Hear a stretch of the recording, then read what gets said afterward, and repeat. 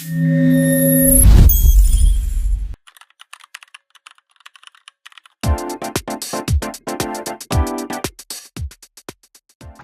siang para penonton. Hari ini kita akan membahas salah satu kasus ekonomi yang cukup terkenal di dunia, yaitu kebangkrutan Republik Nauru.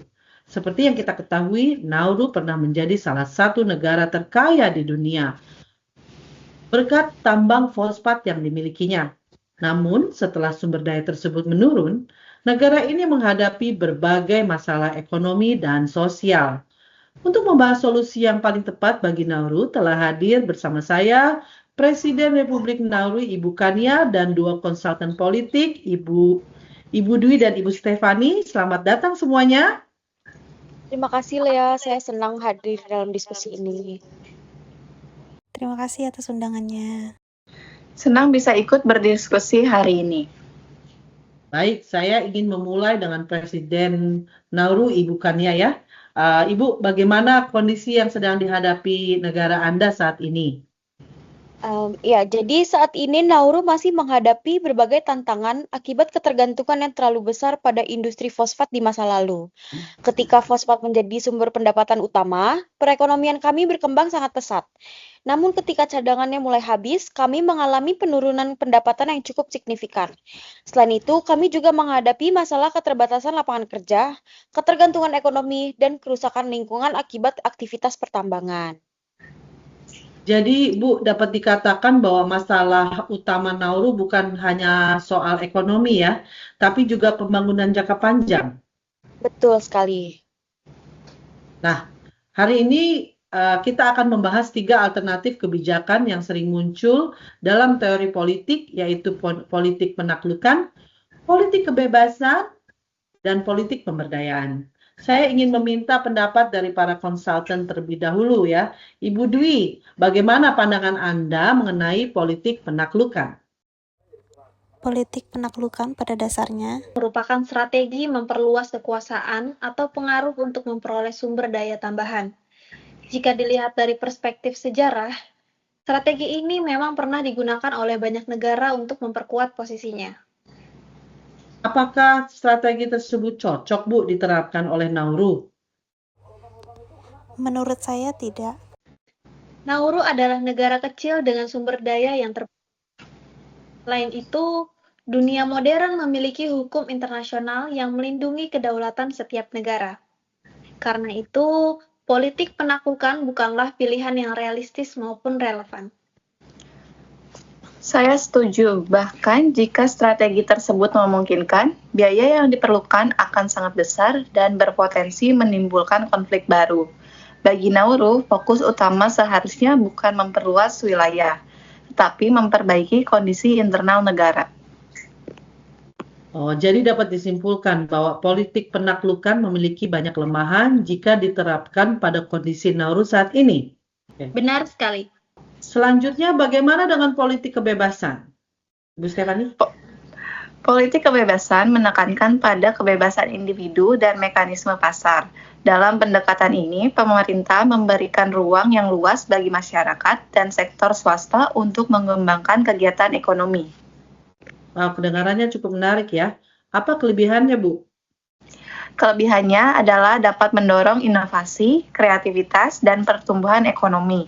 Masyarakat diberikan kesempatan yang lebih besar untuk menciptakan usaha dan mencari peluang ekonomi baru. Oke, lalu apa kelemahannya? Menurut saya, kelemahannya adalah pendekatan ini tidak selalu mampu menyelesaikan masalah yang sudah terlanjur bersifat struktural.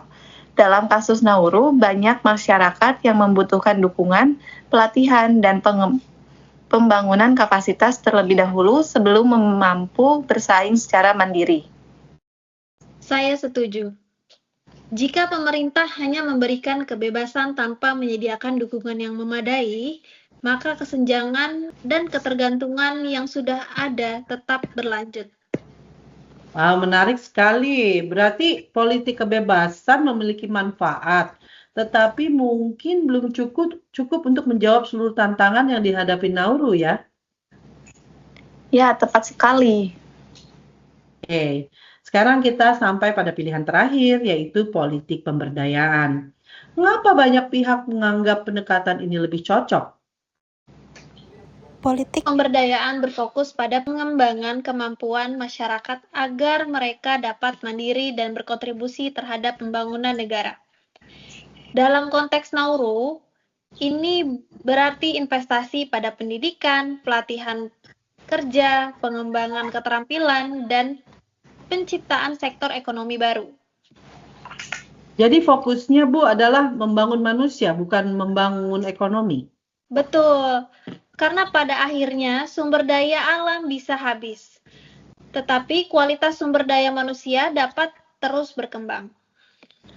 Selain itu, politik pemberdayaan juga membantu masyarakat beradaptasi terhadap perubahan ekonomi. Ketika fosfat tidak lagi menjadi sumber utama pendapatan, masyarakat tetap memiliki kemampuan untuk bekerja dan menciptakan peluang baru. Oke, saya kembali ke Ibu Presiden. Bagaimana pendapat Anda mengenai pendekatan pemberdayaan ini? Menurut saya, politik pemberdayaan merupakan pilihan yang paling realistis dan berkelanjutan bagi Nauru. Kami tidak dapat terus bergantung pada sumber daya alam yang terbatas. Karena itu, kami harus berinvestasi pada masyarakat kami sendiri melalui pendidikan, pelatihan, dan diversifikasi ekonomi. Jadi pemerintah akan lebih fokus membangun kapasitas masyarakat. Betul, kami ingin menciptakan generasi yang mampu menghadapi tantangan masa depan dan tidak hanya bergantung pada satu sektor ekonomi. Menarik sekali. Sebelum kita mengakhiri diskusi ini, saya ingin meminta rekomendasi akhir dari para konsultan politik. Ibu Dwi, apa rekomendasi Anda untuk pemerintah Nauru? Saya merekomendasikan politik pemberdayaan sebagai strategi utama.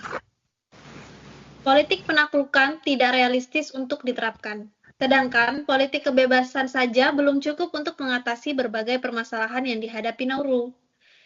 Dengan pemberdayaan, pemerintah dapat meningkatkan kualitas sumber daya manusia dan menciptakan peluang ekonomi yang lebih berkelanjutan.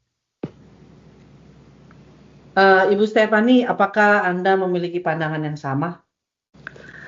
Ya, saya sependapat dengan Ibu Dwi. Politik pemberdayaan memberikan solusi jangka panjang karena tidak hanya berfokus pada pertumbuhan ekonomi, tetapi juga pada peningkatan kapasitas masyarakat melalui pendidikan, pelatihan, dan pengembangan keterampilan.